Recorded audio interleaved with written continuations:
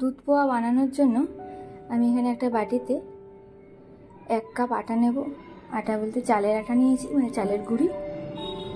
তার সাথে অল্প একটু লবণ আর উষ্ণ গরম জল দিয়ে না মোটা না পাতলা একটা ব্যাটার তৈরি করে রেস্টে রেখে দেবো 5-10 মিনিটের জন্য। তারপর তাওয়াটা গরম করে অল্প অল্প করে এরকম পিঠের আকারে তৈরি করে নিতে হবে। তো আমি এখানে একটু বড় করেই করে নিয়েছিলাম পরে, তারপর এগুলোকে 4 ভাগ করে কেটে নিয়েছি।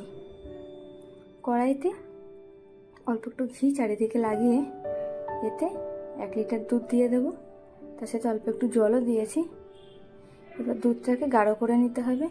তার সাথে দিয়ে দিয়েছিলাম এলাচ আর স্যাফরন, তার সাথে কিছু ভাজা বাদাম।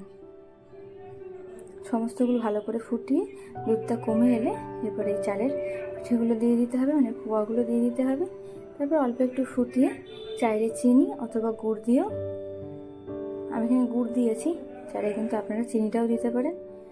যদি গুড় ব্যবহার করেন সেক্ষেত্রে গুড়টা দিয়ে তারপরে কিন্তু লো ফ্লেমে হালকা ফোটাতে হবে, না তো দুধটা কেটে যাওয়ার সম্ভাবনা থাকে। বা ঠান্ডা করে, মানে এখন হালকা উষ্ণ গরম থাকবে তখনও দিতে পারেন। একবার অবশ্যই ট্রাই করে দেখবেন, আশা করি খুব ভালো লাগবে খেতে।